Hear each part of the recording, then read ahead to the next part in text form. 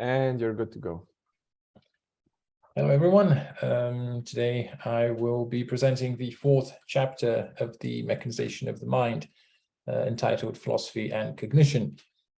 I'll try to be as succinct as possible, given the fact that this chapter does introduce a fair number of very interesting topics.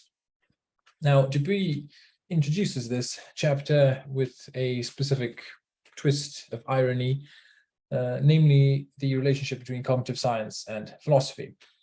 Now, cognitive science was, of course, supposed to be the reconquista of the questions about the mind on part of hard science, but its identity became very tightly interwoven with a very specific kind of philosophy, namely analytic philosophy of mind.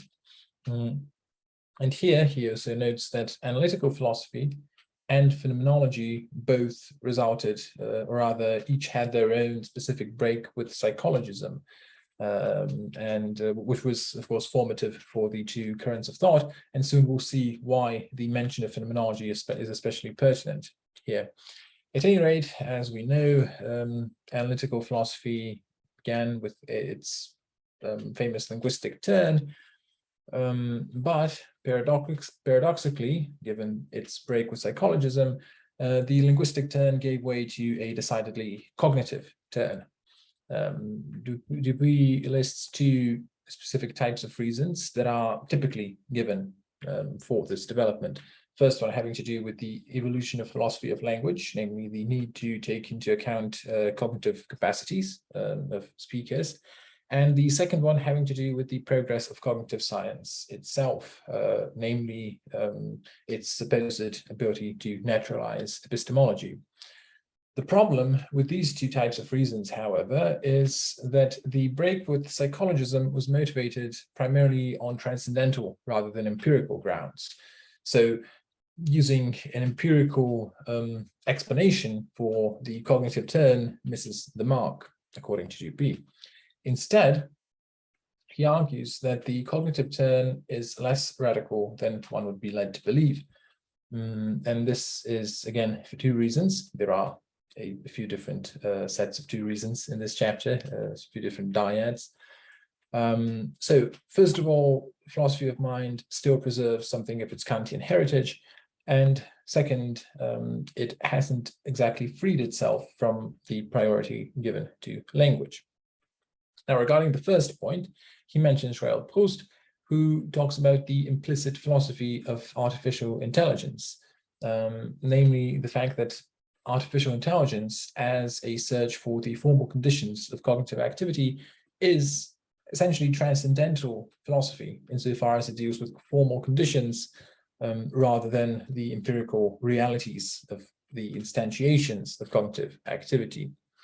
It is therefore a type of transcendental philosophy in which the transcendental subject is replaced by a physical symbol system.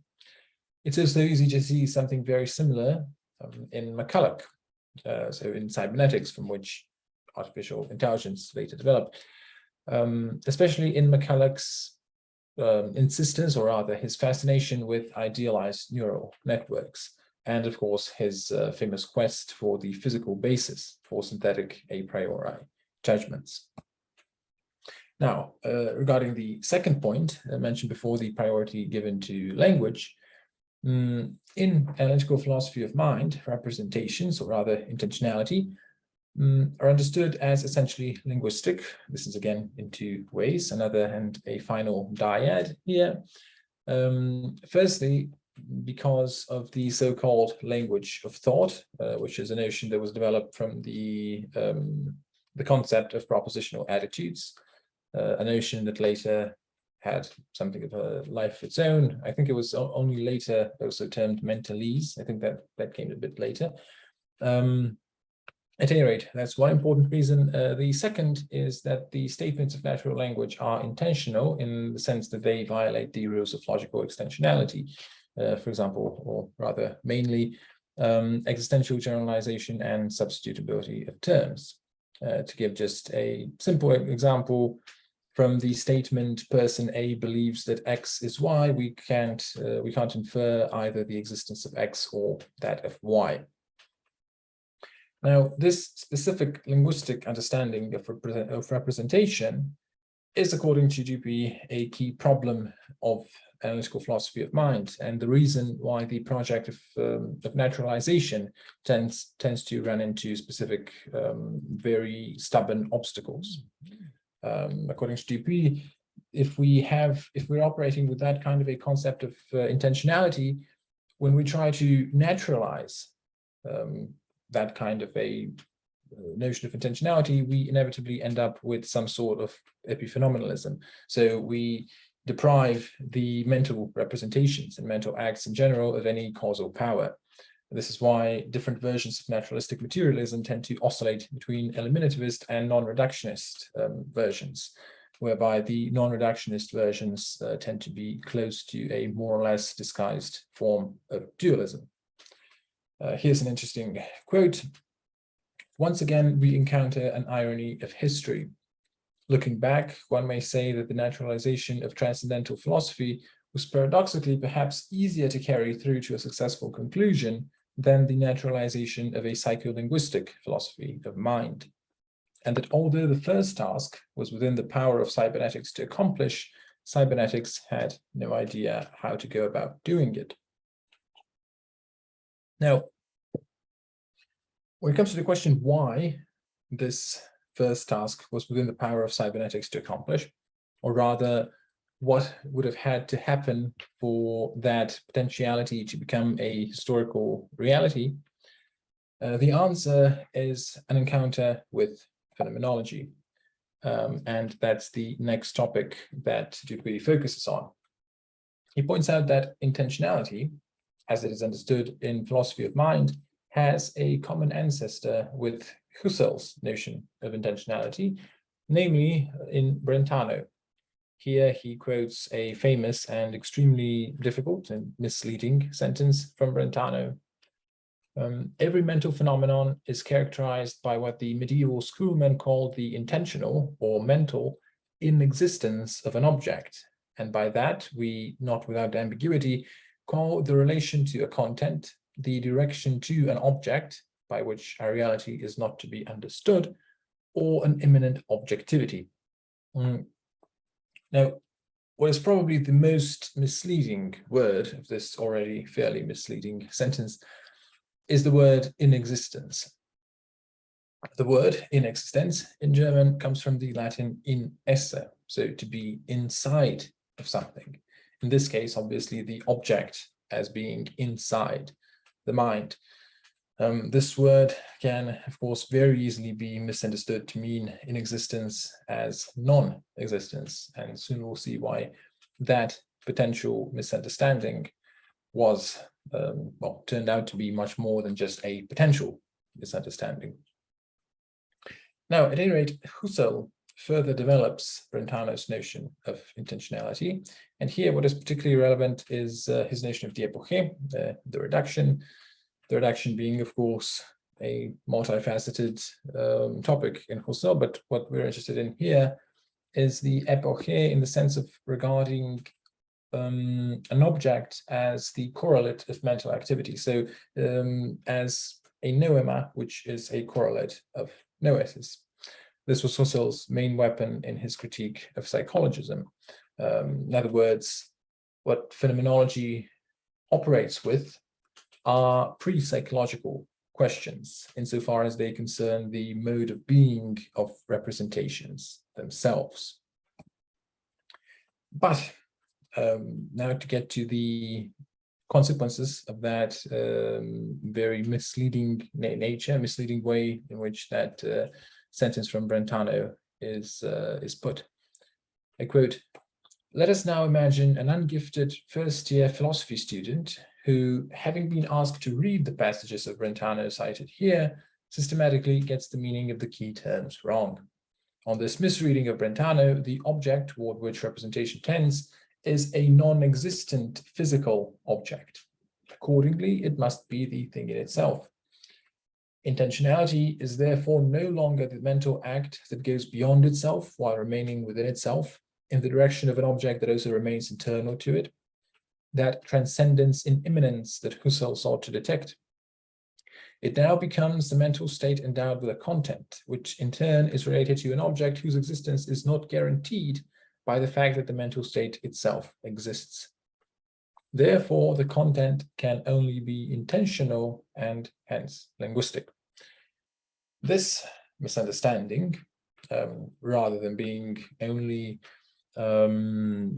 committed by some ungifted first-year philosophy student, was in fact the misunderstanding that was taken up and developed by Chisholm. And it was a misunderstanding that proved to be extremely consequential. For example, in Quine, who, when he talks about Brentano's thesis with regard to intentionality, is in fact referring to Chisholm's thesis. So Chisholm's misunderstanding of Brentano rather than Brentano himself. Now, why is this so relevant in the context of cybernetics? Well, for one, cybernetics had no notion of representation that would prefigure the psycholinguistic theory, the one that runs into all those difficulties when it comes to the naturalization of the mind.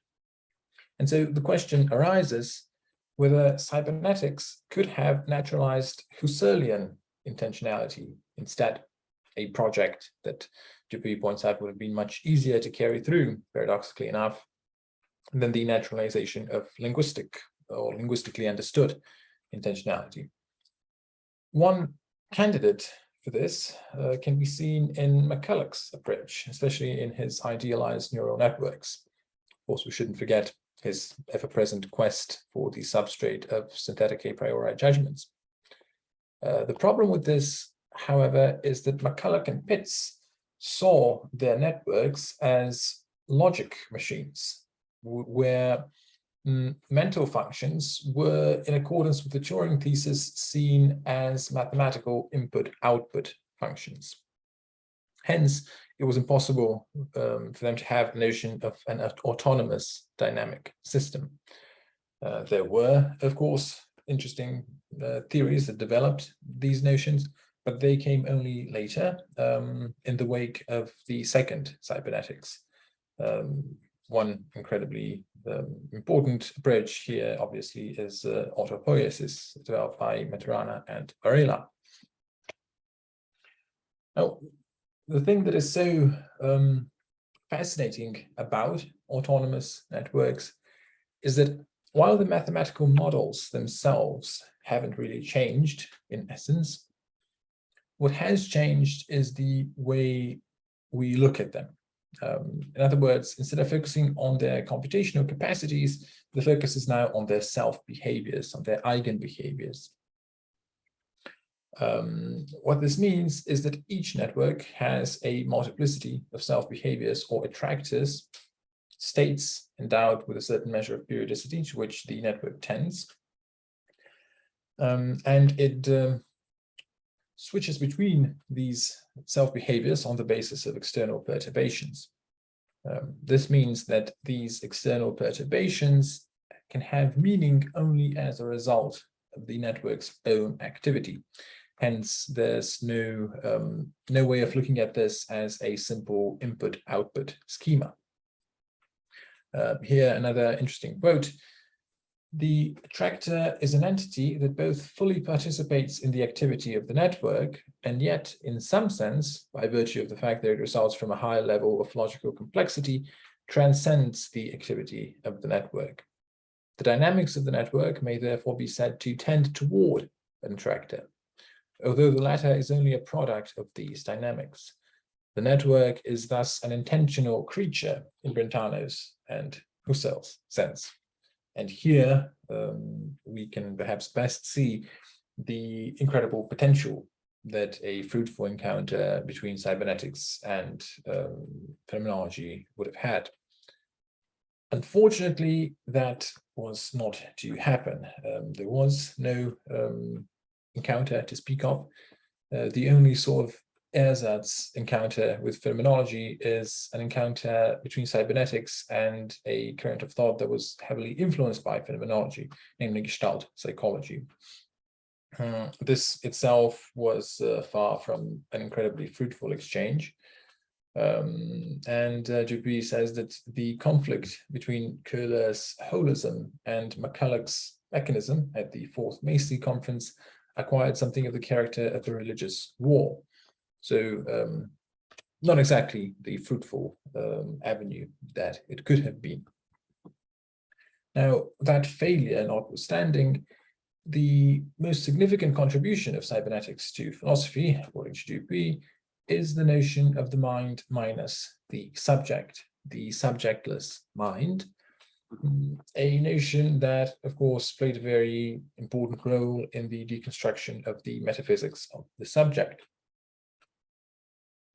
Now, this was also something that was widely misunderstood. One interesting example here is Heidegger. Heidegger talked about cybernetics as the metaphysics of the atomic age. So essentially, as a potentiation of the will to power, which, of course, according to Heidegger, is forms the substance, so to speak, of metaphysics, especially of the Cartesian framework. But what Heidegger overlooks here is that, for example, certain post-structuralist authors, when they were looking for a way to express a subjectless view of the mind, turned precisely to the vocabulary of cybernetics to express this. Hence, the role of cybernetics as kind of a potentiation of the Cartesian framework, kind of a, I don't know, hypercogito, is a oversimplified view. Instead, what we've got here is a very ambivalent and paradoxical relation, a relation that Philippe Breton expressed in what he termed the fundamental paradox of cybernetics, namely that it affirms humanity while at the same time depriving man of it. In other words, cybernetics anthropomorphizes technology, but also, on the other hand, mechanizes the human. This can be seen maybe in the most representative form in their research on automata, which was one of the more public-facing and more widely known aspects of cybernetics. At any rate, this tension between the anthropomorphization of technology and the mechanization of the human is one of the guiding themes of this whole book that we are here talking about. With that in mind, this tension can be seen in a topic that Dupuy uses to conclude this chapter, namely the relationship between McCulloch and Wiener. Wiener is the better known of the two. He helped shape the vocabulary of cybernetics and indeed was the one to give it its name. On the other hand, he was a fairly eclectic thinker, often seen as a mere engineer, and he had no issue being, for example, very much on the fence about the question of whether logic can supply us with an exhaustive explanation of reality. He also engaged in forms of what Dupuy calls naive humanism, when it comes to the mission and the context in which cybernetics existed. McCulloch, on the other hand, while not being as well known and obviously not being the one to name cybernetics itself, was the one to organize and preside over all of the Macy conferences.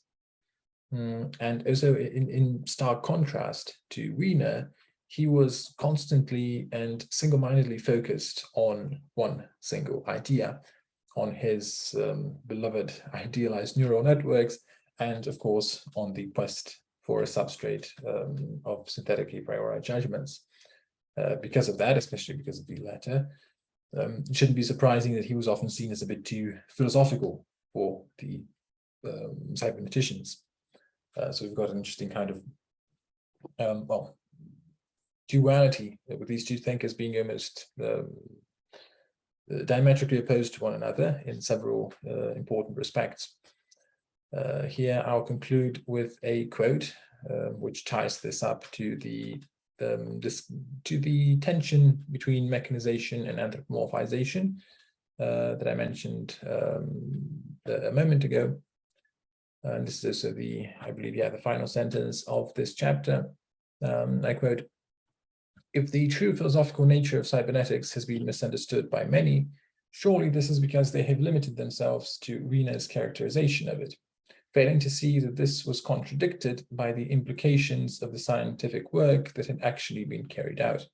Yet another reason to restore Warren McCulloch to his rightful position as the leading figure of the cybernetics movement."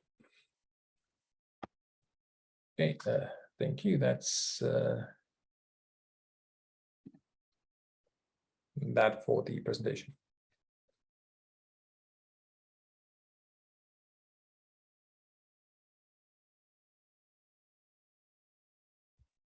Yeah, Adnan, thanks very much for a very comprehensive and lucid presentation of a pretty difficult chapter. Very dense chapter with a lot of content and a lot of topics and subtopics. So we can maybe start with a discussion. And I've decided that today I'll try to refrain myself a little bit from constantly actively participating and just take on the coordinating role. So questions, comments, what have you? You do tend to say that on these meetings, don't you? Yeah, but today I'm going to stick to it.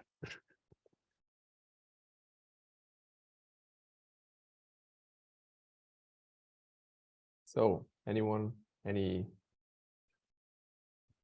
Well, you will be tested, apparently. Yeah, it would seem so. But I'm pretty sure at least Isaac and Timotei have something up their sleeves. Although Moritz and Ela as well. Pia is usually more of a mute observer, wise ponderer from the background. So,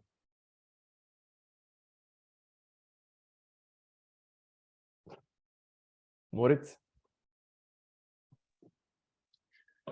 Yeah, thank you for the presentation. It's definitely a philosophically dense chapter, more dense than the last ones. But like my biggest problem, or something that I didn't really understand in this discussion from Dupuy, was like to see cybernetics as subjectless approach to the mind, especially when I think about like the talk of observer and probably ideas more related to like what they call the second wave of cybernetics. It seems like the subject is the center of the philosophy behind it. So I'm a little bit confused where Dupuy is going with that.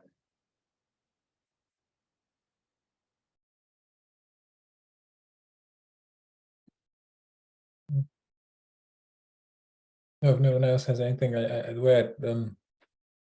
what I'd say in relation to that is that, of course, on the one hand, that focus on observing systems was not yet really present at the time, but also,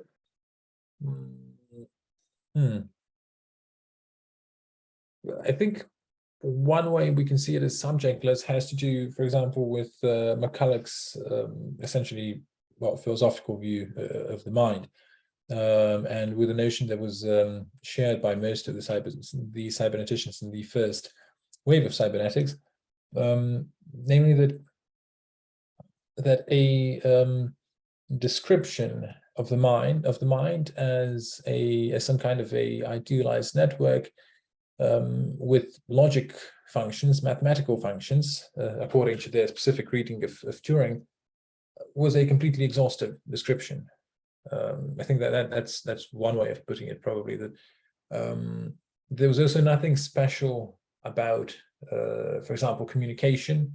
There's that famous debate I forget the name of that biologist who, I don't know, I don't even remember which conference it was, but the biologist who basically made a case for communication, true communication being something essentially different from, let's say, chemical signals between invertebrates. So I don't know, I'd say that maybe it's subjectless in that sense, that there is nothing apart from those kind of interactions within networks, whereby even these networks are understood in a much more, well, I don't know how to put it, maybe in some sense in a much simpler way than they are understood in second order cybernetics and, for example, connectionism today. Because if you've got the notion of an autonomous dynamic system, of an autonomous network, then it's not, in a sense, it's not completely subjectless, because it creates its own eigen behaviors. It has some kind of a selfless self, to use Varela's term. Whereas on the other hand, if you've got a network, the likes of which the first cyberneticians operated with, there's not even that. So it's really a machine in the full sense of the term. Yeah, I get that. I think my problem is that I think like in a lot of the ideas from the first wave, there is already this kind of quality apparent that like there must be some kind of perspective of the observer, even if they try to frame it in a mechanistic way and say like, oh yeah, it's just like a connection of simple networks or of simple nodes of a neural network or whatever. But to me, it seems like kind of intuitive to assume that there must be some kind of phenomenal quality there, even if very simple. But I understand that like probably people like McCulloch and Vina would say that this is just like a physical description, and the physical system doesn't have a first person perspective.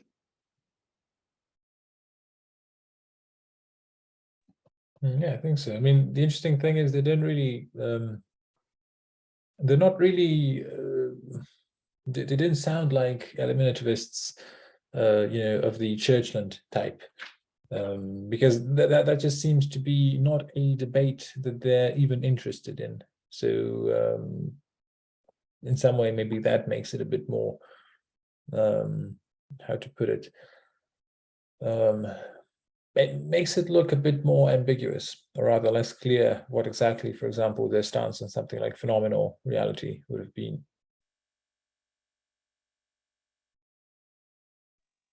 Yeah, I also think they were just ignorant about it and didn't engage with it, but that doesn't mean you could not find this kind of perspective. But thank you. Yeah, that helped me to make this concept more clear in my head.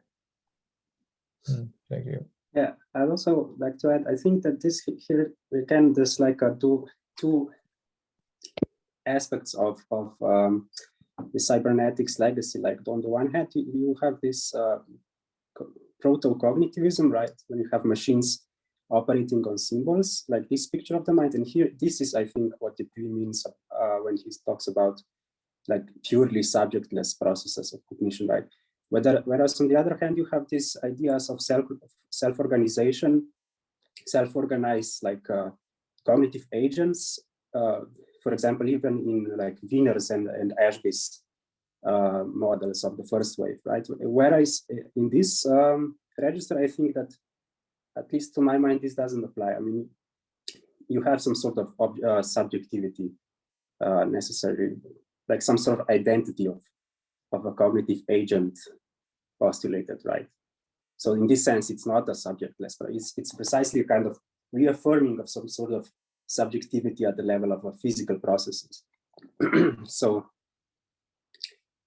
this is like the kind of, this bothered me, like when I think Dupuy, when he's overly, I mean, when he's trying to criticize the cyberneticians, he always reverts back to like this first, this kind of proto-cognitivist position, which doesn't really do justice to the whole plethora of concepts and ideas being thrown around there. But could it also be that that in the first wave, you basically didn't really have these things philosophically articulated. So in a certain sense, as Moritz put it, they were there.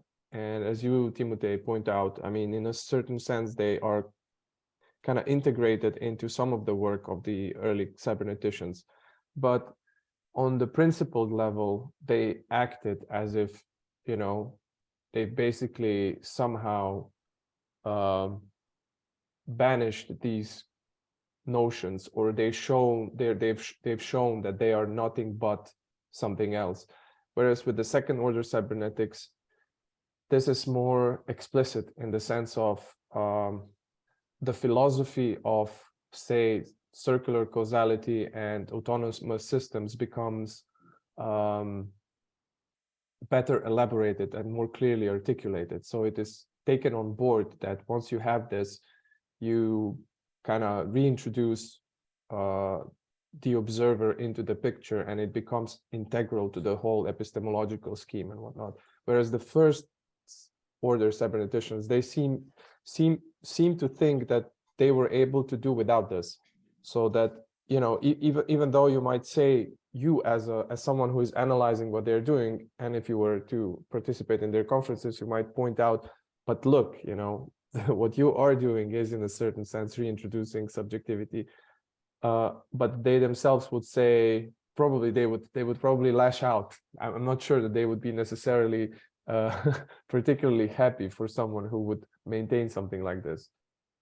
Yeah, no, I mean, the problem with my comment is maybe also that I draw like upon texts by Ashby and Wiener, which I'm not sure, there were probably later texts. And Dupuy is concerned here with the Macy conference. So maybe, I mean, yeah, he's probably like pointing out tendencies that I don't know about that were predominant in the earlier stages, right? So. Yeah, I think that those are later texts for sure. And also there is a more pronounced emphasis on McCulloch throughout his presentation. He's really trying to revitalize what McCulloch is doing and showing that this has greater weight than usually people attribute to him. And one further thing I wanted to maybe point out is that it is definitely interesting that the question of phenomenological or phenomenal dimension or aspects don't really enter the picture. But the reason for this is also because in many ways, the discussion in the climate in which these people were working didn't really have this. You know, this was not an issue that would be acknowledged and recognized and put to the fore, so to speak. I think if I'm not mistaken, all these well-known arguments that are now being kind of lashed out and that are being juggled with in philosophy of mind and also in cognitive science. So Nagel, for instance, what is it like to be, and Jackson, and all of those famous arguments that kind of contributed to this notion of phenomenality, of experientiality, and what have you. These were all introduced in the 70s, if I'm not mistaken. So it was around there that basically this entered the picture. So in many ways, the discursive field was such that you could kind of dodge these bullets much more easily. There was, I do wonder, however, for example, you know, Dupuy mentions these heated debates very often, but he doesn't go into all the specifics. I think that, you know, fleshing out some of these exchanges would have been definitely interesting. I would be very much interested in seeing more or hearing more about, for example, this particular debate between Köhler and the cyberneticians, which was apparently, you know, a very heated debate. And from what he said, you know, when Köhler tried to defend a theoretical position that was at odds with theirs, so basically presenting a Gestalt view of the mind and of experience, they just shut him down. It was like, okay, this is pure ideology. We're not interested in that. You're not providing any interesting neuro physiological and empirical data, so we're not really interested in that. And people like Köhler had it really hard in the climate that was prevalent then. The American climate was kind of heavily imbued with the fierce early analytical philosophy and the behaviorist tradition. So people like Köhler really had it was difficult for them to bring forward what they're actually trying to say and what the issue was. And within the analytic philosophy itself, you haven't really had these arguments that could be used successfully, like the ones that you get then in the 70s, and now everybody's kind of throwing out, yeah, but what about phenomenal consciousness? So I think that this is also one of the reasons why what you're saying, Moritz, is in a certain sense true, but it was more easily bypassed, I think. Yeah, here I just add that while on the one hand, of course, even in the time of the first wave of cybernetics, there still existed phenomenology, for example, so one could have sort of become sensitive to these issues. The problem is precisely as Dupuy points out, is that they were essentially in completely different, incommensurable thought spheres. So no such encounter took place, and it wasn't, of course, phenomenology at the time, from what I know at least, wasn't exactly the huge hyped up thing in American philosophy departments. Yeah, just was. From that perspective, it might be a bit easier to understand why there was just nothing there at all. And maybe indeed, in some sense, if one takes a more superficial look at what the cyberneticians were doing, from a more superficial perspective, someone engaged in phenomenology wouldn't have really found anything of interest there. It would be, the hell is this? They wouldn't want to have anything to do with it.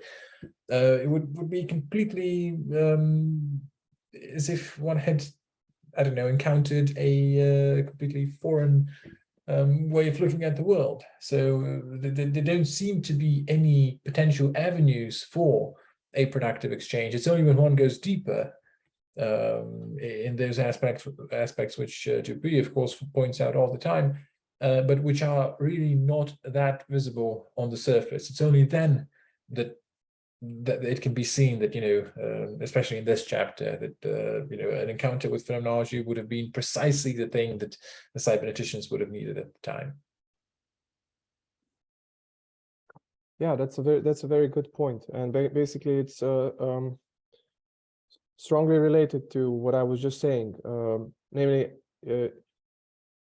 I read like several of these accounts that people who fled Germany in the 30s, for instance, the intellectuals working in the milieu that was developed in the German-speaking countries, and they fled to the States, and how they basically how they felt completely at odds with what the vast majority of colleagues was doing over there. So you had a very interesting and very rich tradition within the German psychology and biology and the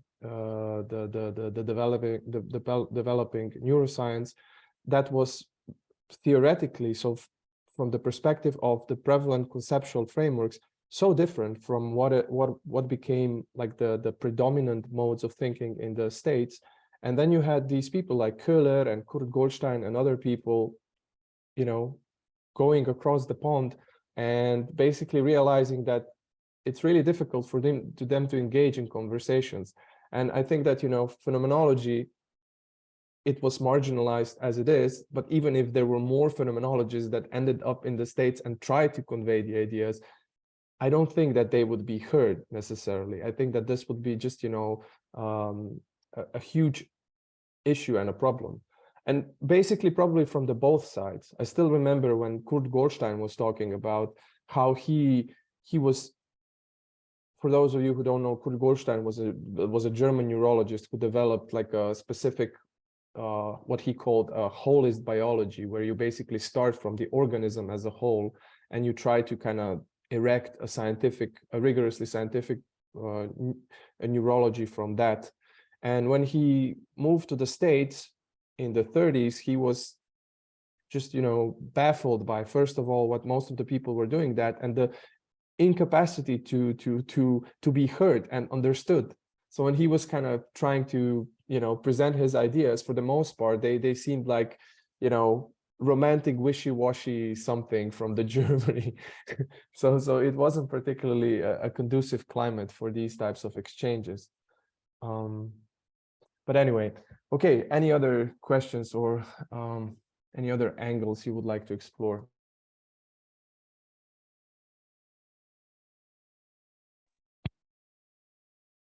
Maybe nothing right now. I'd just like to briefly add that, we shouldn't forget the practical realities, namely the fact that academia was also much less globalized, incomparably less globalized than it is today. Just as the rest of the human world was much less globalized than it is today. So obviously today, when we've all got English as the lingua franca of academia in all subjects and everywhere in the world, it's easy to see. And also when we've all got the same formats, ways of writing, and there's of course a completely separate discussion to be had on, to what extent that is the ideal way to do philosophy, science in general, but maybe in particular philosophy.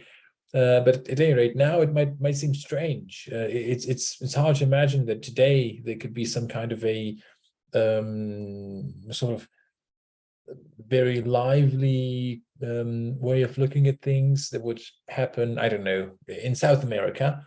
And, if it were developing at the rate at which phenomenology was developing, it's absolutely incomprehensible that wouldn't reach everywhere in the world within a year. It would have been much better known, I suppose, in a way, something that's completely, radically different, new.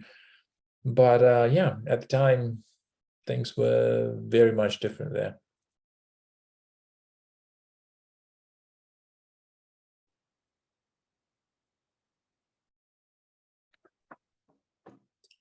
So I have a comment that goes a little bit off topic. I was regarding Dupuy's own views, I was a bit surprised in this chapter where he shows like a lot of affinity to this kind of dynamic systems attractor based approach. And I was wondering how this fits with his like general concerns against physicalism and stuff like that, if anybody has any thoughts.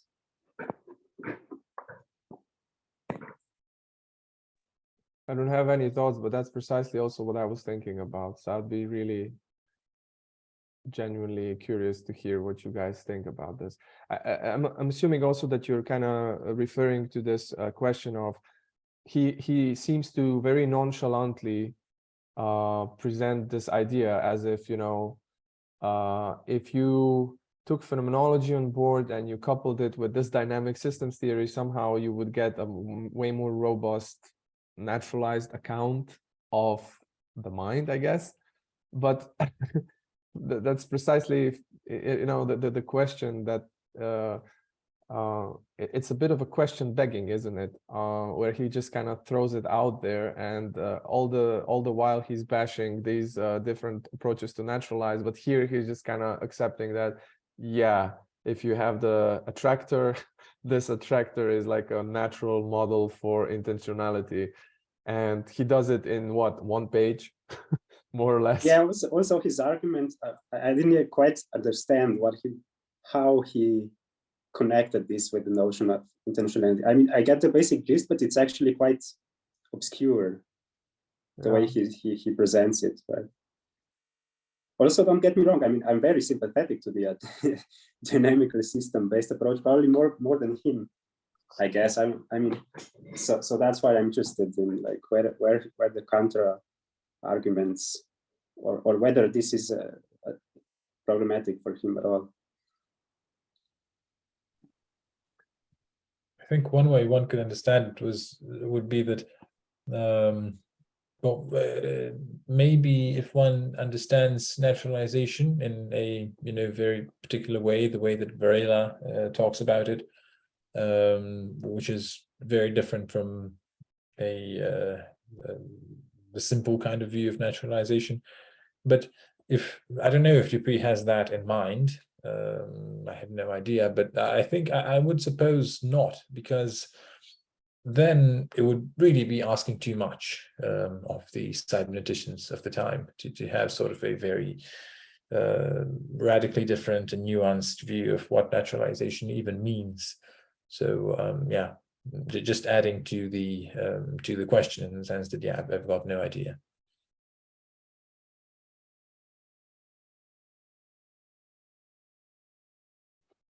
What's your take on this, Timothée? How did you understand it, and what was what were the issues? I mean, I don't know.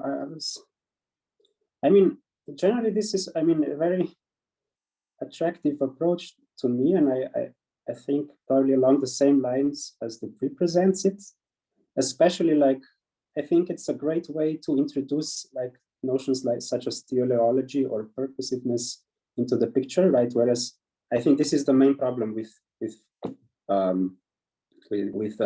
like varieties of cognitivism for Dupuy, and also for me, like you could explain a lot of like higher cognition stuff, but the base you would also always have problems with conceptualizing what it means for a system to be concerned with its own existence or with anything else. Like, what does it mean to have desires, will, affectivity, stuff like that. So this is, I think, a good model, a good like physicalist model of agents who have purposes. But then, I mean, there would be one counter argument for that is like interesting to me, like I think that the strongest counter argument against the attractor-based approach for me would be that maybe this would be a good model for very simple organisms, or like organisms who have predetermined, biologically, let's say, hardwired goals. So they would always tend to a certain predefined attractor. But I don't think you can conceptualize human behavior in this way, because it doesn't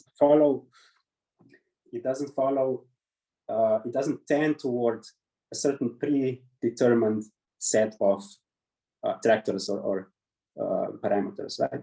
And of course, you can have varieties of this. I mean, you can have more complex models where you have like a meta-stable system, let's say, which has multiple attractors and switches between those attractors in light of external perturbations, like where you perturb a system and it jumps to another attractor, say. But this, I think, won't work either, because I think, and this is a very maybe speculative conjecture, to conceptualize human behavior and, like, say, animal behavior, you would need to have an understanding of how the system manages its own attractors, how it by its own actions sculpts like the landscape of its own tendencies. Like this would be, I think, this would be the major problem for me with the let's say creativity or something like that. Would be this sort of behavior, right? And this would I think this would fall. I think this is a really big problem, and I think Dupuy doesn't explicitly state it, but I think along similar lines, I think this is he finds certain problematic points with physicalism, like the emergence of the new, right? This would be, I think, somewhere close to this domain of problems.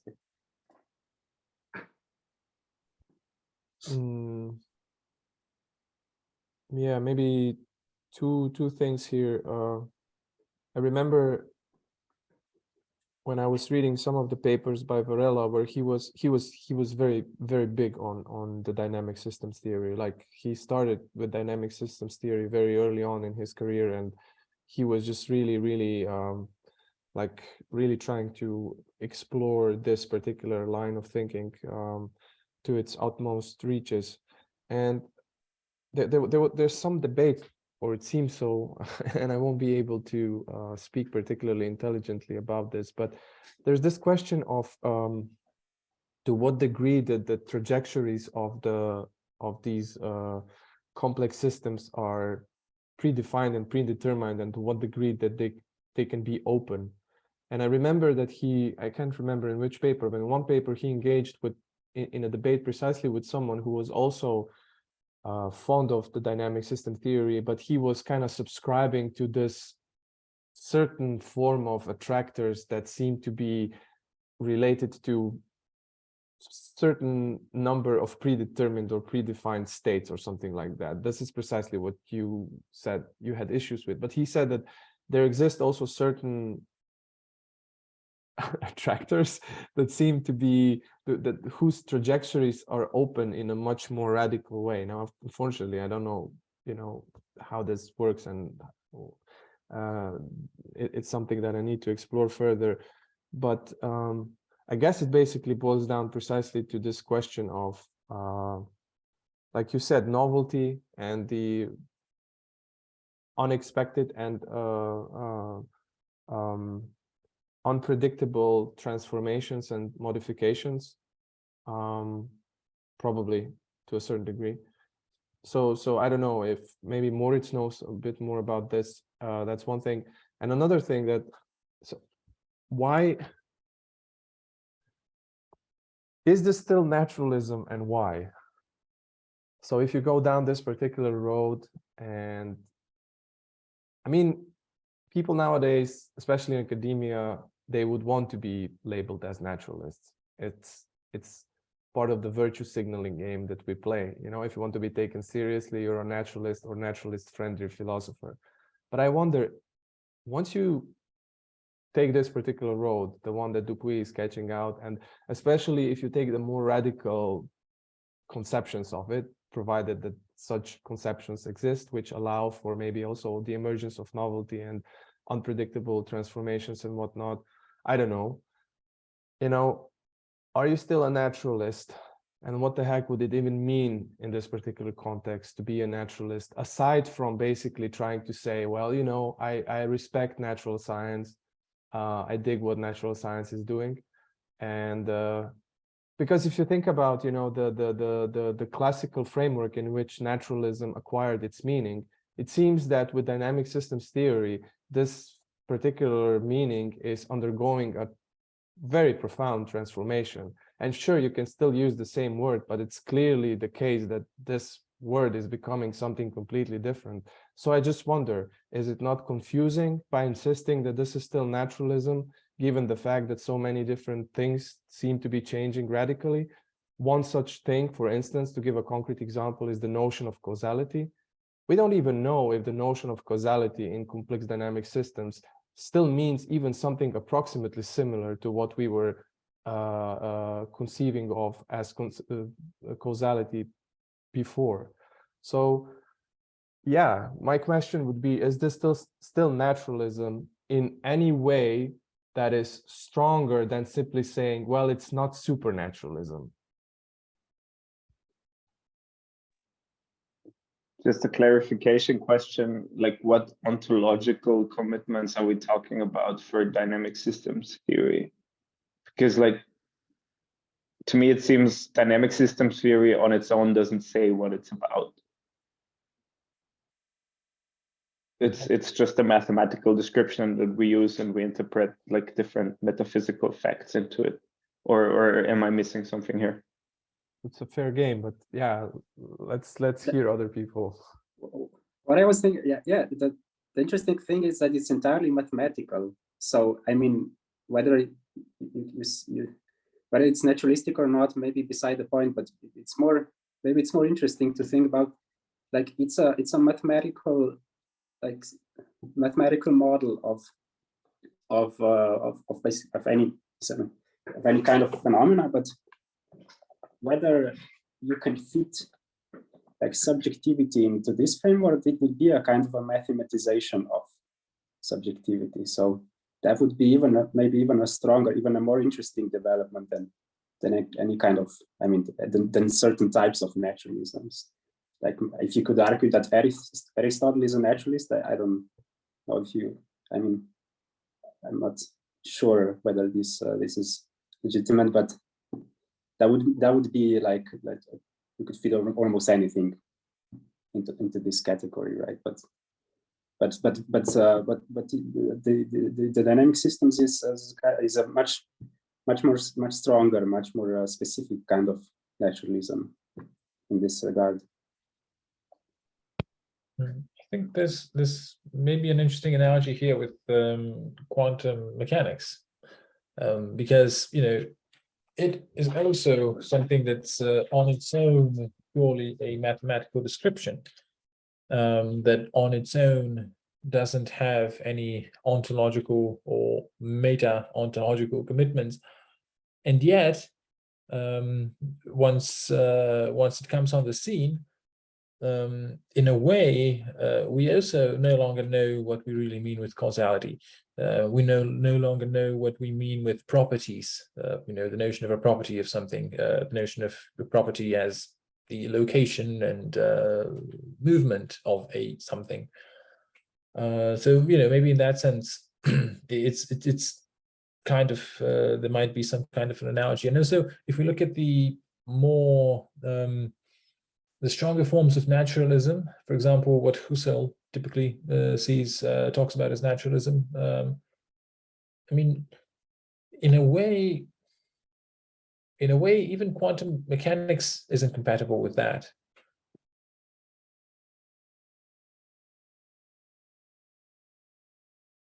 Yeah, Moritz. Yeah, maybe it's because of my background, but it seems to me that quantum mechanics has been developed to describe a very specific domain of physical systems. And in this case, obviously, interpretations of quantum mechanics are open, but the mathematical tools are useful to describe what atomic systems do in these certain instances. And most of the common interpretations are indeterministic in one sense or the other. And so it's really clear that, at least to me, it seems clearer than with dynamical systems theory, what like the aim of the theory is. And dynamic systems theory can be applied to a whole different range of phenomena. And I guess that like with the different ranges come different interpretations and different commitments of what we actually describe with dynamic systems theory. I remember that like Feynman wrote in one of his lecture books that basically the indeterminism of quantum physics is not very philosophically interesting, because you also have that in dynamic systems where little perturbations can lead to completely different outcomes. And there he clearly conflates between like the ontological commitments of the theory as quantum physics being indeterministic in how it pictures the world, and dynamic systems theory where the things themselves can be causal, but we just say, okay, we approximate them in a kind of statistical behavior. We don't care what each single particle is doing at a specific time. We just look at long-term behavior of ensembles. So to me, like this seems like quantum physics says there is an ontological indeterminacy, and dynamic systems theory just says like, oh yeah, everything is pretty complicated, and there are a lot of feedback loops going on that like make it impossible to predict something after a certain time scale. Yeah, but that's one specific interpretation. For example, I can say specifically or concretely that Varela would have a very stronger reading of the dynamic systems theory. So for him, for instance, one of the things that he found it so intriguing with the complex dynamic systems theory is precisely this bidirectional influence between the interactions of specific processes or what have you, and then the emergent whole, and how the whole itself is constitutive for the processes that unfold or bring forth this emergent whole. So what he was trying to kind of argue for is that the complex dynamic systems bring into the picture of the reality or world something that is closer to dialectics or hermeneutics, in the sense of where you have these two-sided interactions where you cannot start at a certain level and say that, you know, this is it's not just about you having specific constituents already there, but there's so many of them and they're so complex that basically that's why you revert to the statistical analysis.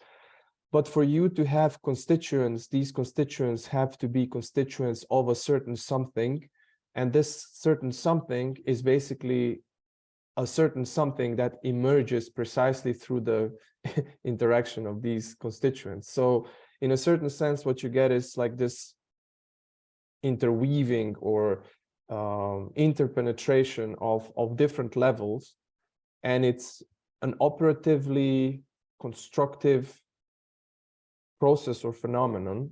And for him, this has very profound ontological and epistemological implications. I would say that for him, this is philosophically more intriguing than quantum mechanics. It's something that relates to many other phenomena, and it's especially true for complex biological phenomena. So again, it's probably a question of, you know, how you go about interpreting dynamic systems.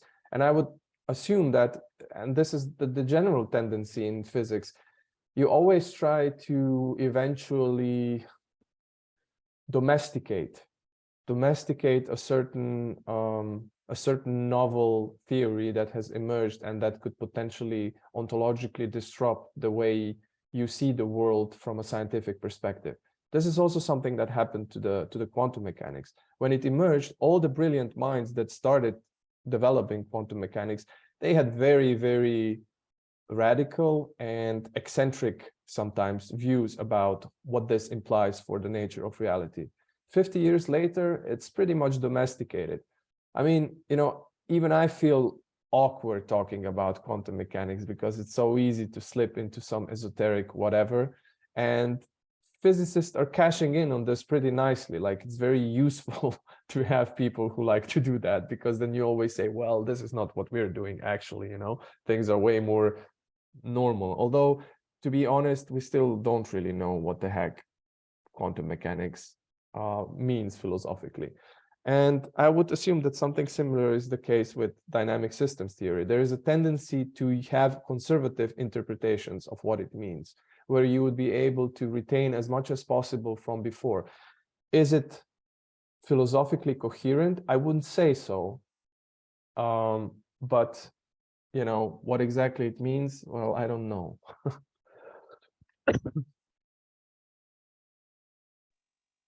Just a short comment. I think that's pretty interesting because when we're staying in this naturalist debate, like a lot of physicists, I think, would have some philosophical position close to naturalism, but even they kind of accepted the indeterminism of quantum physics by now. Even, like, you know, the strict philosophical interpretation is still debated. But in dynamical systems theory, I'm not sure, but just from speaking from my experience, I would have the feeling that more practitioners, more mathematicians have a pretty orthodox understanding of it as a mathematical tool.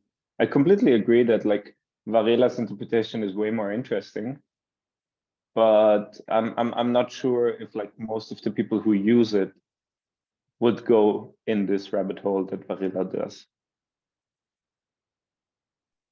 Yeah, just to clarify, I mean, maybe from the way I always understood dynamical systems theory, it's basically a formalization of the most basic kind of Newtonian physics approach. Like, I mean, you can apply it to all sorts of stuff, but basically Newton's laws of motion are a kind of dynamical system, right? this is a question maybe for Moritz. I mean, if I'm not getting Yeah, this wrong. yeah. Yeah. So in this sense, I mean, it's interesting to think about it. The way some authors, I mean, Varela, I don't think he goes down this line, but Ashby is interesting in this regard. I mean, he tries to reconcile precisely like very classical physical kind of thinking about natural phenomena and notions such as teleology, let's say, where he's trying to say precisely like there is no contradiction here. No, I mean you can just fit this concept within the most. You don't even have to have any sort of weird indeterminate processes going on. You just have to have like straightforward Newtonian deterministic laws of motion, and on a higher level you will see some sort of emergent teleology, let's say, in the form of a stable or a meta-stable system. But I guess it's interesting to think about what's if there's something missing from this account. Like the one difference between Varela and Ashby is that I think like what you said before, Sebastian, like Varela has this notion of like emergent wholes, or like it's some sort of a bidirectional interaction between the whole and its parts, which is completely missing from Ashby's like dynamical systems approach. He's totally reductivistic in this regard. He just says you have some sort of emergent phenomena, but emergence in this sense is just a kind of coarse graining, let's say. So just a view from like a different perspective, but it's the same deterministic process nonetheless, right? So this is something to think about. One way of phrasing this is, and Timothy, you can maybe correct me on this one because I will probably mess it up, but in Whitehead's book, so Science and the Modern World, there's a certain passage that he basically almost like he throws it in, but then doesn't really elaborate, although it's a very interesting idea.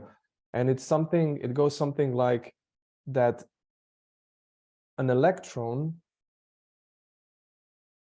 in the living organism will behave differently than the electron outside of the living organism. So this is like it's something, it evokes strong reactions even in me, who I'm kind of open to many kinds of different and alternative views, because we are just so used to the fact that this cannot be true. The electron will just behave any way whatsoever, regardless of the context. But Whitehead is making this claim that if you take on board his particular conception of the ontology of the world, where instead of having discrete elements that behave in identical manners regardless of the context and situations in which they find themselves. So if you move from that particular view to the view where you have processes in which specific constituents are basically part of wholes which behave in a very specific manner, then you get something like this. And I think that Varela's approach is somewhat in the direction of this. I mean, he might not necessarily phrase it in this radical manner. I'm using this as a very radical example to make a point. But ultimately, it probably does boil down to a question of a similar sort. Does this claim or this proposition make sense? To maintain that the electron would behave differently if it's a part of the living organism, and as it would if it weren't a part of the living organism, because this precisely goes in this direction of, if you have these bidirectional effects, these loops, so to speak, then in a certain sense, this would be precisely the implication. And I still remember a year ago, I was attending a conference and Thomas Fuchs was there. He was giving a lecture. And when I read out the sentence to him, he was just like, wow, this is brilliant. This is brilliant. And he told me over email that the very same day he ordered Whitehead's book.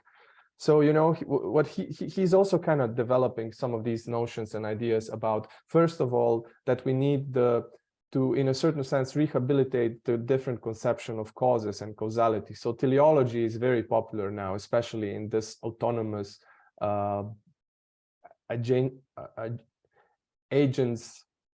agent-based biological approaches that are pretty popular. But he was also talking about the formal causes again, which I found very interesting, you know, trying to introduce the formal cause as something that would be relevant for a scientific account. So yeah, what do you people think about this radical example of the electron? And yeah, it's intentionally somewhat controversial and radical. To be honest, it doesn't sound very controversial to me. I mean, even though like intuitively we may think that physics has like a clear picture of what an electron is. I mean, depending on the level of theory you're working at, which are apparently all compatible, but nobody explains really how. The electron is either a point-like particle, some elementary particle with a radius. I mean, there's an electron radius that has been measured. You can look that up. Or a density cloud in quantum chemistry. So what is the electron? I mean, depends on what you want to describe with it. I mean, maybe I have a very pragmatic take on it. So yeah, definitely, the environment changes what we think an electron is. I think it goes in the right direction. But also on a much more rudimentary level, like, I mean, it's obvious that the electron behaves differently if it, depending on the context in which it finds itself. Like, that's the whole, I mean, in an electrical field, it's gonna like feel some perturbations or something, like, in the sense, like, it's almost trivial in some sense what Whitehead says, right? So any entity is the behavior of any entity is dependent on its particular environment. And this, I guess, could be squared quite nicely with even the classical physics, I think. But then the question is whether this is, there's some deeper point to it. Like whether this it's a statement about some internal character of an entity, right? But this is, you know, this is how he understands it. I mean, of course, you can spin it the way you just did.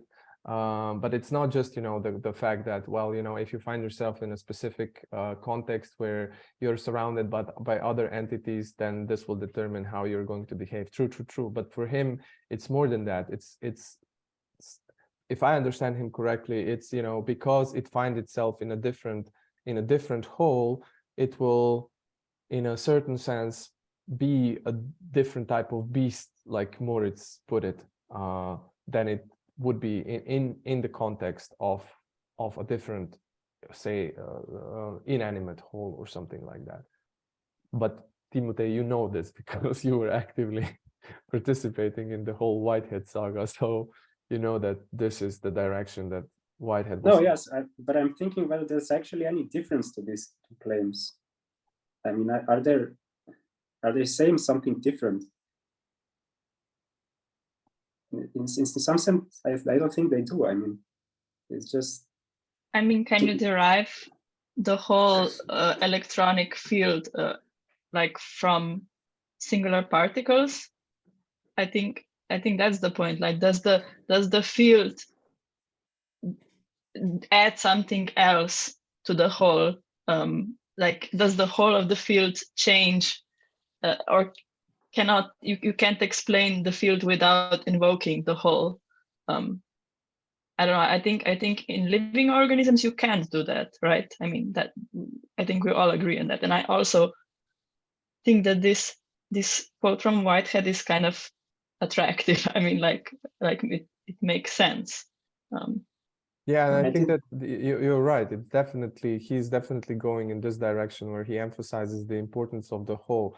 So in this particular quote, he says, thus an electron within a living body is different from an electron outside it by reason of the plan of the body. So the plan as a, let's say, a form of the body is what is the reason for this electron being different. And in that regard, the relation to the whole, according to Whitehead, is something that alters electron. And Timothy, you don't think that this is the case? No, I mean, think so I think about it. Just go ahead, Ella. Yeah. no, I thought about this article that I posted. Maybe Moritz can say something more because he maybe remembers it more. But here it talks about this sort of how something more is different on the level of a single molecule. So maybe this question of when something more is different, I don't know, intuitively it's a simpler statement to just say, okay, a whole is something that has to be accounted for. But I think in this article it also talks on the level of a molecule and some kind of broken symmetry. So it's interesting what could be like conceptualized as that whole that like constrains then lower parts or like its constituents. And whether or not an electric field does that, or whether or not even smaller elements could be like seen as a whole, not only, for example, cellular or organisms. Yeah, for Whitehead, they could, you know, that I would just like to add this. For him, it's in a certain sense, it's a very, basically for him, the whole reality is populated by organisms or processes, and the atoms are organisms and they have constituent parts, and the electrons are organisms, and they all behave in a specific way, which is kind of structurally very similar. And in this regard, what you just said, the question of whether this holds true for the molecules would definitely have an affirmative answer. So already just like 15 minutes before before we started with our meeting, I saw a tweet by, what's his name again? Joshua Bach, or what's his name?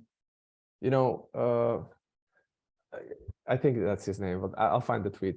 But he was like something, so the tweet was something like as follows, that the physics consists of two parts.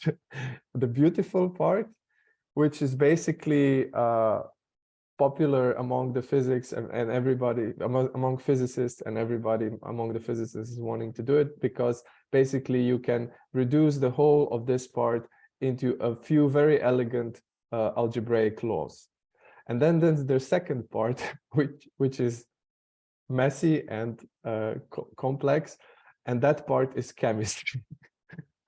And then there was like a discussion in so the discussion ensued, and somebody said some, I can't remember what, but I remember that Bach, I think that's his last name, Jesus, he said something like that soon somebody will kind of figure out how to get the chemical properties from these fundamental properties, and then it's goodbye chemistry.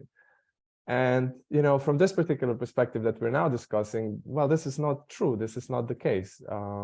It wouldn't be true, or it wouldn't be the case. It's not a trivial statement. There's still like this reductivist idea that is doing exceedingly well among most of the scientists, and especially among people in the context of pop science, right?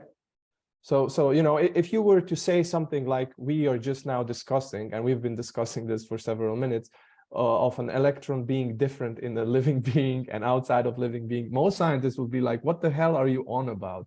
I mean, maybe they might have a more nuanced view like Moritz had, and they would say, yeah, you know, but that's already like a very nuanced view. for the most part, people would just say, no, I mean, the laws in which, you know, the electrons behave are the same. So sure, it would depend on the surroundings in the sense of what's there, but the law, the electron would be the same beast, right? But anyway, yeah, I'll find the tweet, and Adnan, you can add some. First, just an off-topic quip about chemistry that I was reminded of right now, regarding the reason that chemistry might not be as popular in terms of new developments and everything. Namely, that chemistry is, of course, the central science, which means that if anything interesting happens, it will be categorized as either physics or biology. But now to the main thing that I wanted to mention. At the moment we mentioned the plan of the body and electrons and fields, I just like to mention and recommend a very fascinating podcast that I think, Sebastian, you sent it to me a while ago. It was on theories of everything. I hope you know the one I mean.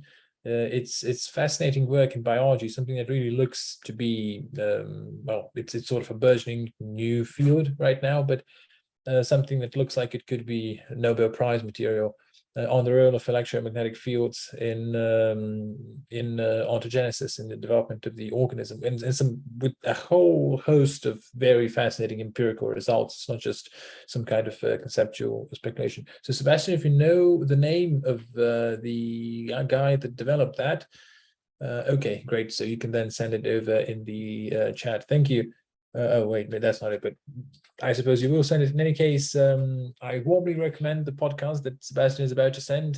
It was to me one of the most just mind-blowing things in biology recently.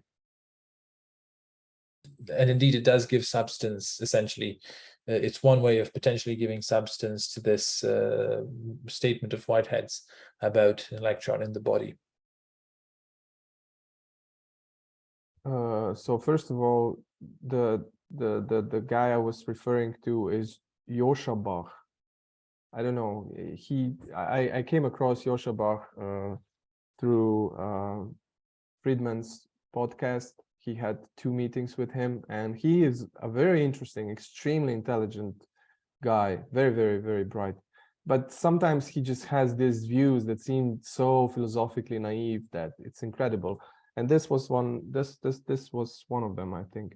So basically, he said what I just said. The ugly part of the physics is ignored by the physicists, and it's called chemistry. And then in the discussion, he said that it's obvious that one day someone will derive the periodic table from a simple insight over how stable particles emerge from dynamic space-time knots, and chemistry is over. So, yeah. The guy that Adnan was referring to is Michael Levin. Michael Levin. He's a very interesting guy, very, very interesting. Like the stuff that he's doing is fascinating. I was so happy when he had a meeting with Friedman, because I thought that this was going to be a really cool interview, but I was very disappointed.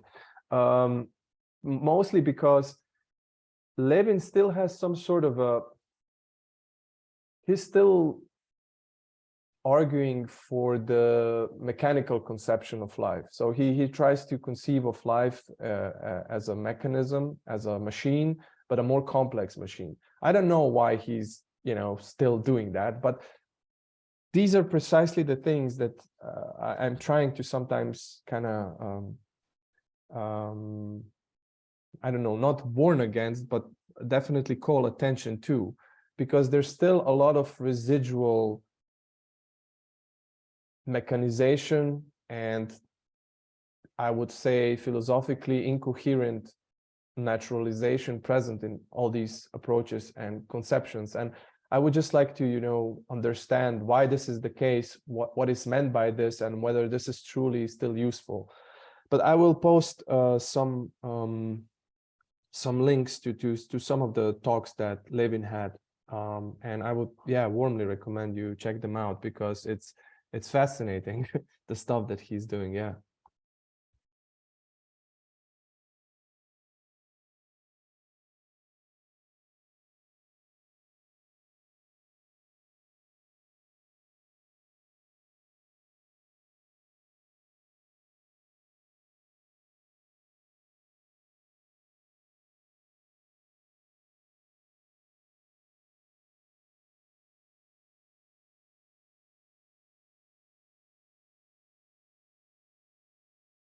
Anyway, if we continue with the discussion.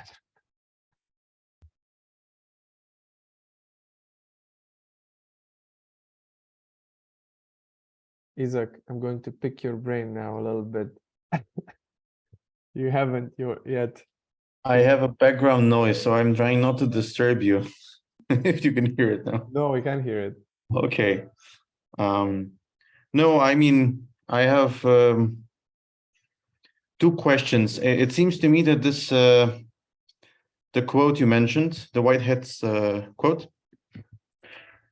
it seems to me to presuppose, so for me, I still have very instrumentalist understanding of scientific context concepts. So that electron has the concept of electron has a real meaning only in a specific experimental context.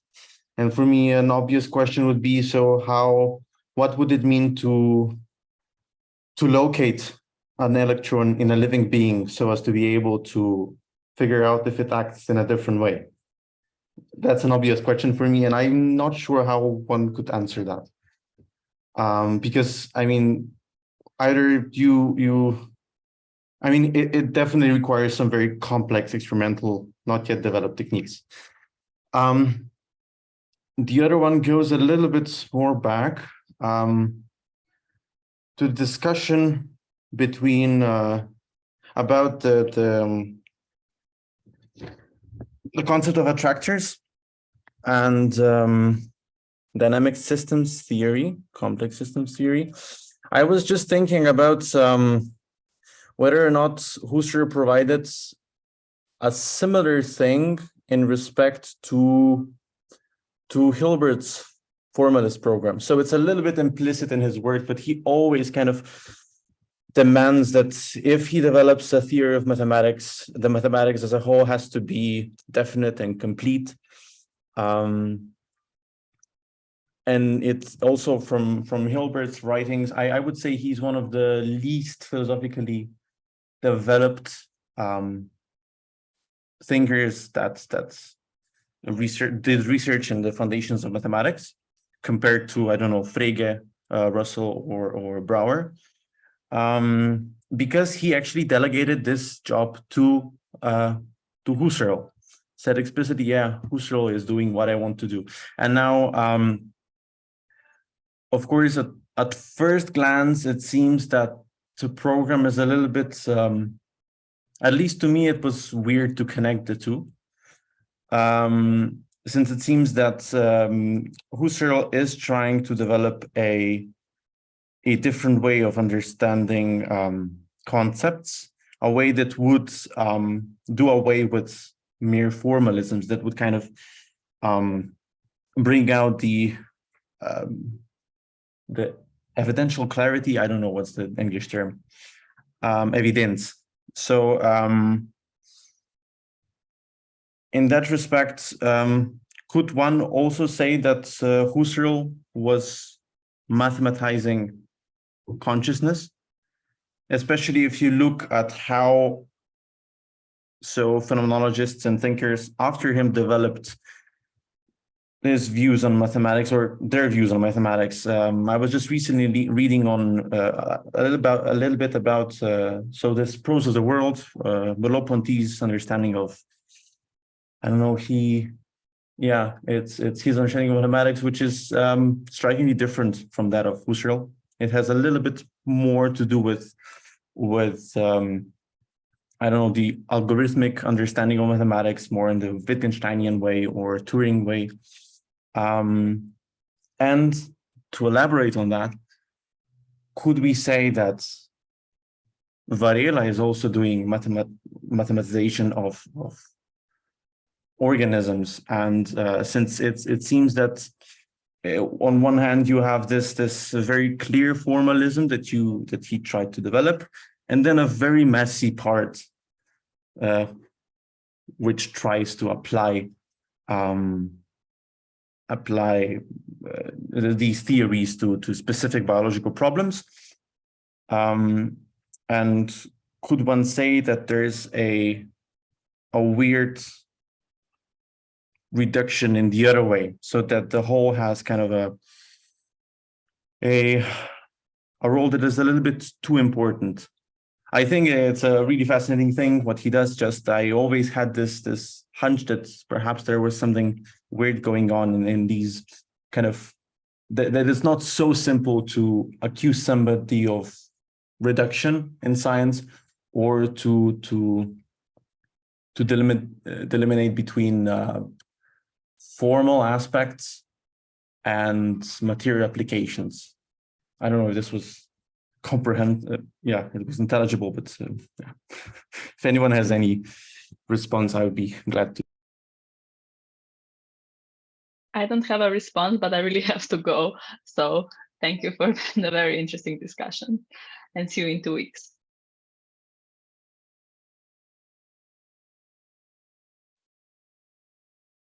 So Isaac, you basically posed two questions in a certain sense, right? So I mean, two blocks. What was the first one again?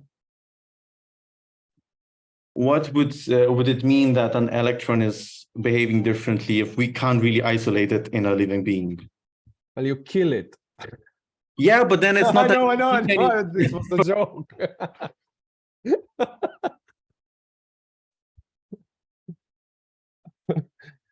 Yeah. I completely get it. Wordsworth has this phrase, right, Timothy? They kill to dissect, right? What? You're muted. We murder to dissect. Yeah, we murder to dissect. Yeah. I mean, that's a good question. The one that you posed. So how? I really don't know what to say with regards to this.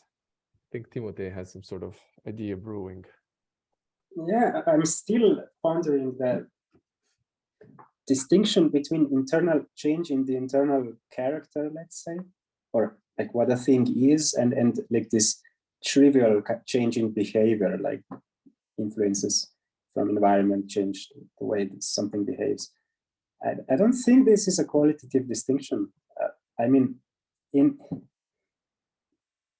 trying to think of a good example, but I don't think, I mean, in biology, let's say, I guess the really interesting questions aren't really, I mean, don't have to do with like the fundamentals of physics. At least, I mean, in current discussions, I haven't seen like any, I mean, there are some discussions whether like some insights from quantum dynamics might be like revolutionize neurology or something, but this is very, I mean, I don't see any real breakthroughs here, but I don't think that this is necessarily the most interesting question, like whether an electron might be totally different in the human body.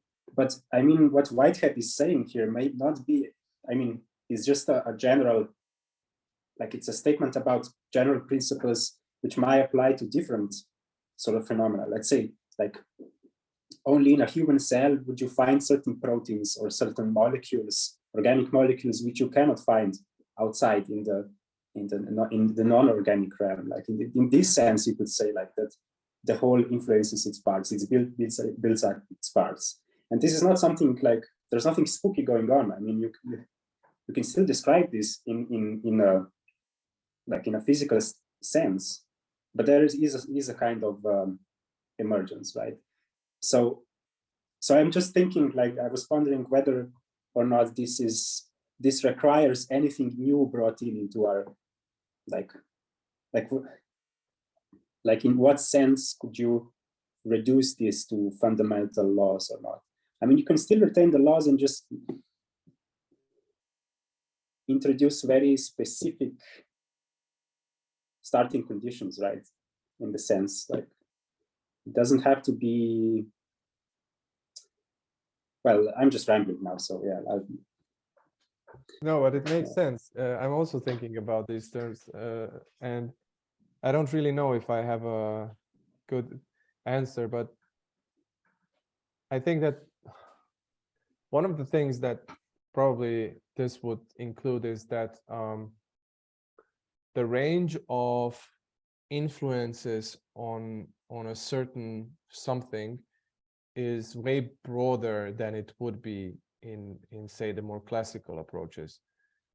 you know, this Whiteheadian idea where you have, first of all, a certain something is part of a certain organism, and then this particular organism is part of the community of organisms. So in a certain sense, you have the influences of constituents or aspects of these organisms kind of reflecting in and influencing the constituents of this particular organism. So he would probably say that the range of influences is broader, and it is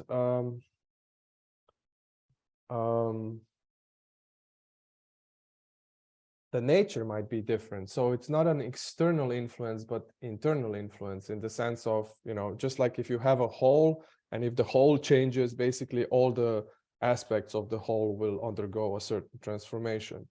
And because you're dealing with wholes here, something similar would happen here. Now, maybe Whitehead would say that on the level of everyday occurrences, or occurrences with which scientists usually,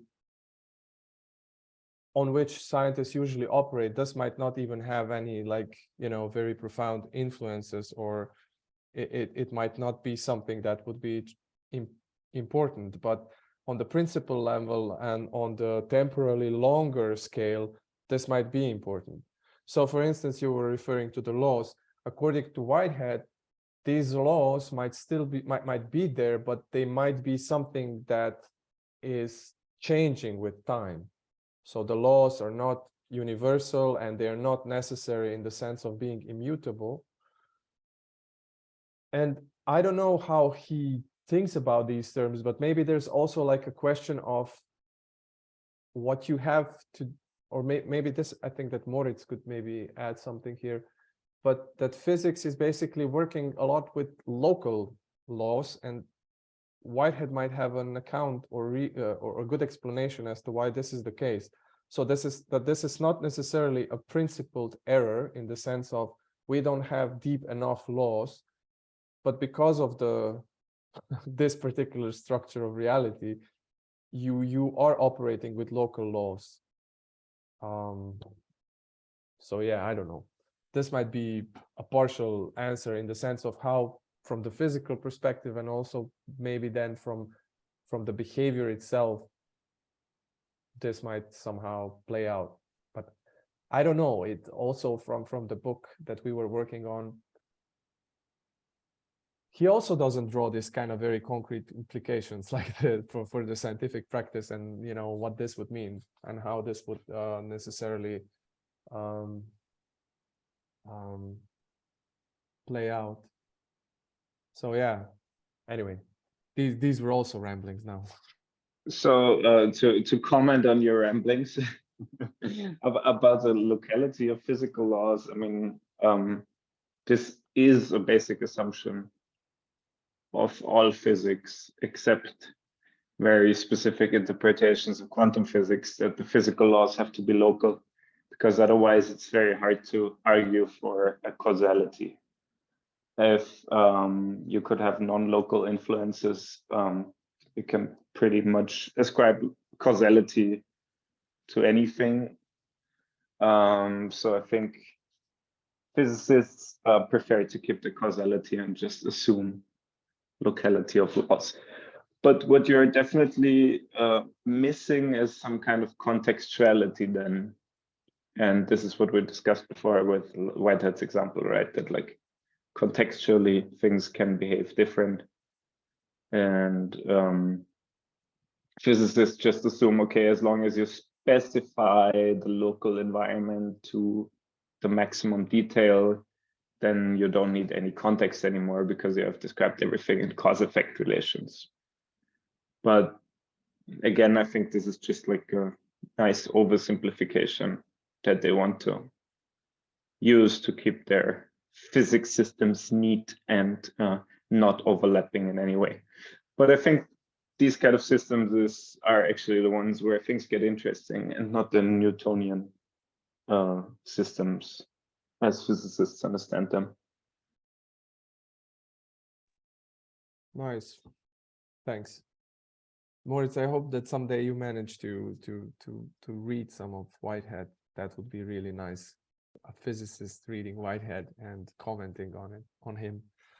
I Provided, mean, I read this lecture series thing. Was it on the bifurcation of nature? oh, the concept of nature.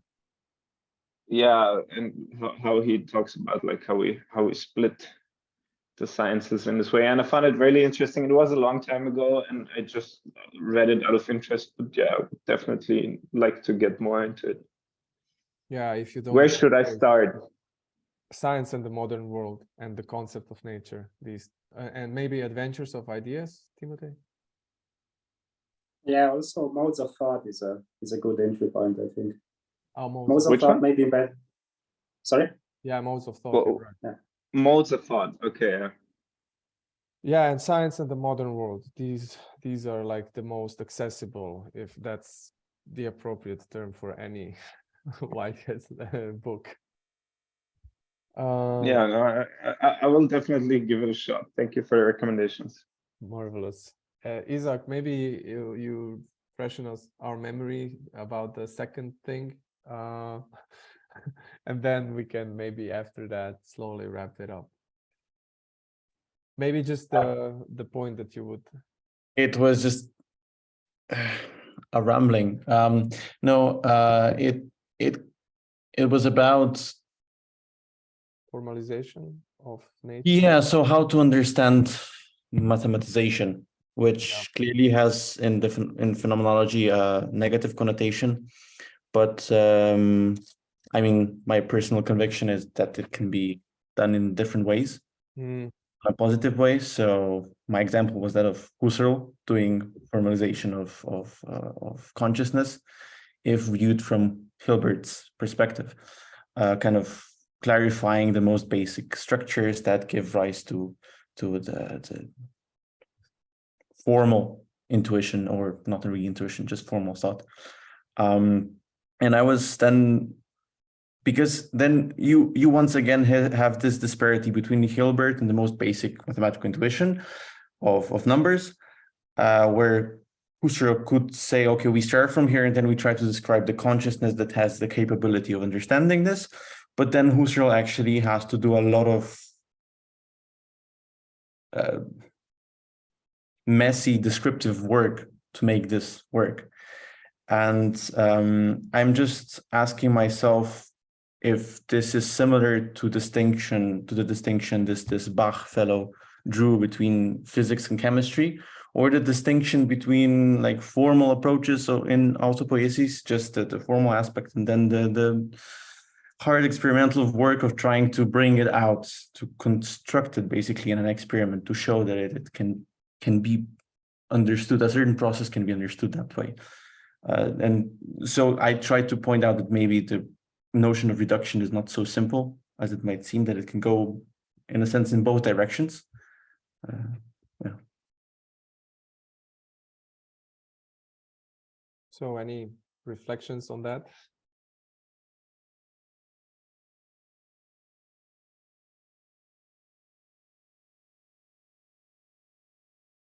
I would maybe just mention that my views on formalization and mathematization, especially lately, as I've been more heavily invested in studying Spencer Brown and Spencer Brown related stuff, has changed quite a lot, in the sense of I've so in the past, when I was younger, I was quite fond of formal systems in general. I was very fond of both mathematics and logics, and I would do quite a lot of that. And then at some point, I just, I don't know, I grew disenchanted, or just maybe even slightly disgusted with it all. So I need some time away from it. But now I'm kind of,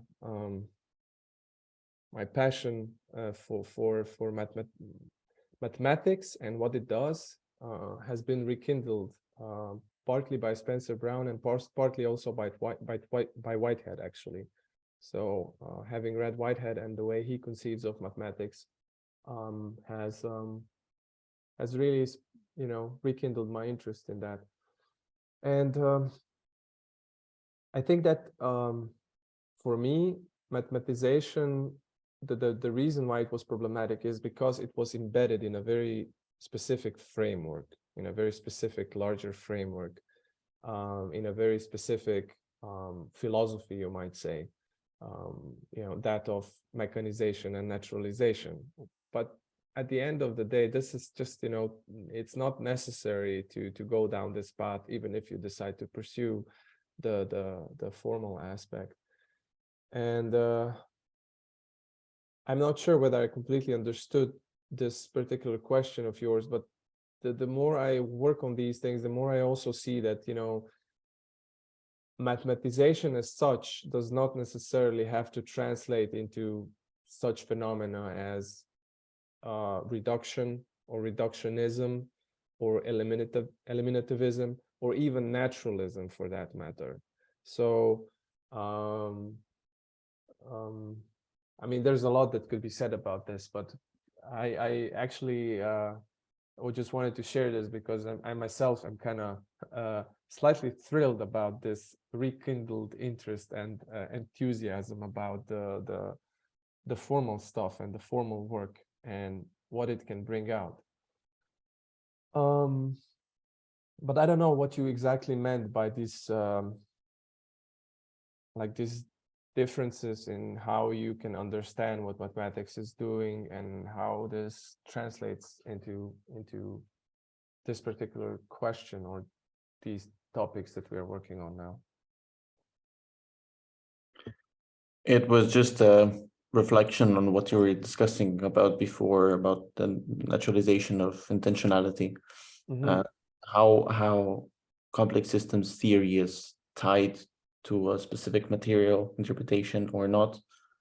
And I was thinking that you could say the same thing about Husserl, that he's tied to a specific, very specific understanding of mathematics, and he starts from there and then develops a new philosophy from there, a specific interpretation of that formal starting point. But yeah, it wasn't a clear-cut question or the idea that I wanted to get across. Yeah, any other reflections on mathematization and formalization? I'm happy that you have a rekindled interest in it. Like, I got a little bit well annoyed with quantum physics, which like was my first scientific interest, but I never like lost the interest of formalizing, especially since like in the quantum realm, people use mathematics, I think, very consciously, or at least reflect a lot about what the tools mean, which, like, I don't know, in other fields of physics, like solid state physics or so, you don't really have it, you just apply some tools. And yeah, that's why I'm still interested in like computational models of the mind. And I'm still interested in I think you should give a read to like these computational models of phenomenology, because I would like to hear some critique from people who are more coming from the phenomenology side. Well, I actually, interestingly enough, I like a couple of days after our last session, I saw, I don't know, I think it was on Twitter again, somebody posting like that there was recently a new paper out on this particular topic of computational phenomenology by 3 people. And I was just thinking, okay, here it is. It was computational neurophenomenology. And yeah, it's a very recent paper, and it refers to the one that I think you posted in the chat last time. So the one that you posted, that's the one that has like a whole bunch of authors, right? Yeah, that's a big collaboration. Do you remember the authors of like the paper you encountered? There was one, I think that I saw it published by some woman, some girl, Hippolyte. Ines, yeah. She was one of the I think there were 3 authors who wrote this paper on computation. Yeah, then I know which paper that is. It's been published recently, right? Like it's Yeah, still hot. yeah, also seen it on Twitter. So Yeah. hot So, tweets. I just checked the paper, the other one, the huge collaborative one. I think that Lutz is one of the authors there, Yeah. and Ramsted, right? Mm-hmm. That one, I don't know. It seemed to me, I haven't read it very carefully, but it seemed to me that there was a lot of dodging of many important bullets. So they basically proclaim agnosticism with regards to almost anything. And I think that they just kind of adopt some sort of a methodological naturalism, like that's basically all that they're willing to say. But with regards to the epistemology and ontology, they're agnostics. So philosophically, it wasn't really that interesting. But now I can't remember. Like, it was something along the lines of, oh gosh, my memory doesn't serve me well today. Something along the lines of predicting coding and this Bayesian inferences, something like that. They're trying to insert that into the neurophenomenological scheme. Yeah, it's basically all these people who have been working on free energy and predictive coding for the last years. So yeah, this is probably something that when he has a little bit more time on his hand, that Timothy should check out, because he has a really good grasp now of the free energy. I mean, good grasp is it's way too strong of a term. I don't think anybody has a firm grasp on it, but a fairly decent overview of some of the aspects of, is that a better way of phrasing it, Timothy? Of free energy principle and predictive coding and whatnot. So it might be interesting, yeah, in that perspective, if at some point you have some time to check it out. Okay, any last comments?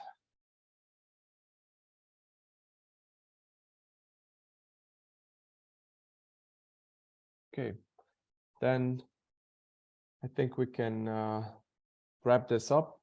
You have a lovely weekend, and I'll be seeing you in 2 weeks. Be well. Thank you. Have a nice. Yeah, ciao.